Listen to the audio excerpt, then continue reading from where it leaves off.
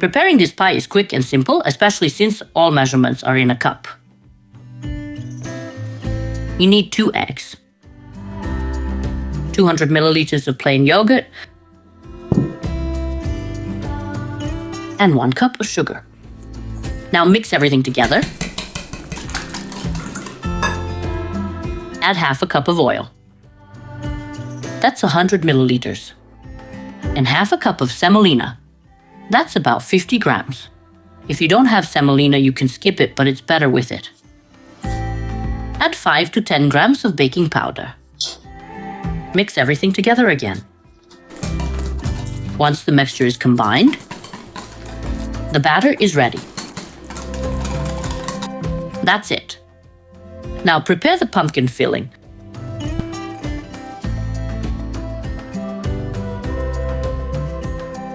You'll need between 1 and 1.3 kilograms of pumpkin.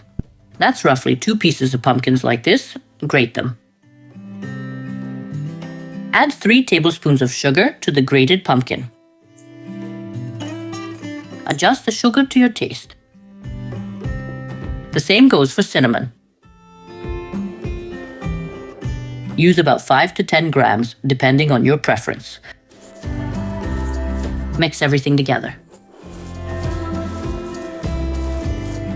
Take 1 pack of phyllo dough and divide it into 4 parts. For me, that's 3 parts of 3 sheets each, and 1 part of 2.5.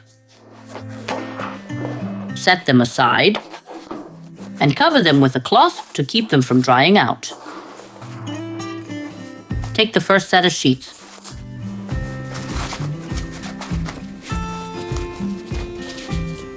Place the first sheet on a work surface, then spread 1 ladle of batter over it.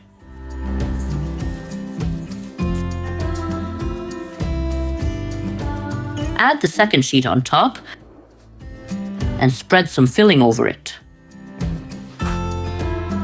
Add the third sheet on top. Do not add filling to this sheet. Spread 1/4 of the pumpkin instead. Spread the pumpkin evenly by hand. During baking, the pumpkin will release juices, so there's no need to spread batter on this sheet. Now, roll everything up.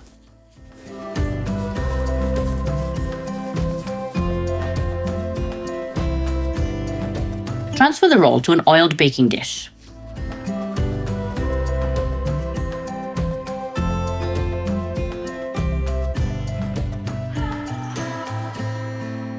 If the filling thickens, add a little water to make it easier to spread.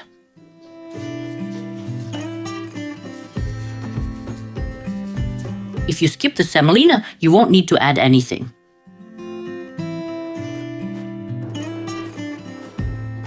I divided the filling into 4 balls of roughly equal size.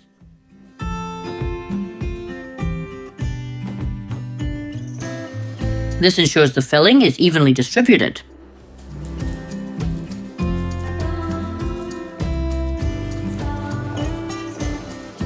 Roll it up again. If your baking dish is short like mine, fold the edges inward and it'll fit perfectly. Adjust the rolls as needed. Now prepare the 4th set, where I have 2.5 sheets. Save a little filling to spread over the pie at the end. If you don't have any left, mix some yogurt and 1 egg. Or add some oil and water to this bowl and spread it over the pie. Always coat the pie to keep it from drying out. Use a knife to cut the pie. I like to cut it diagonally. It looks much nicer when served this way.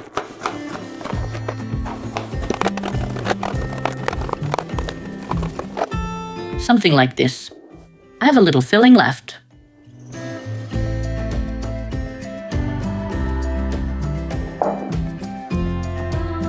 Added some water and we'll spread it over the pie.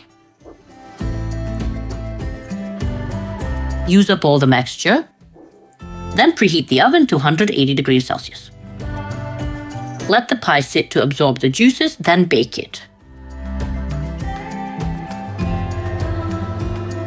The pie is baked. Baking time is 30 minutes, but adjust for your oven.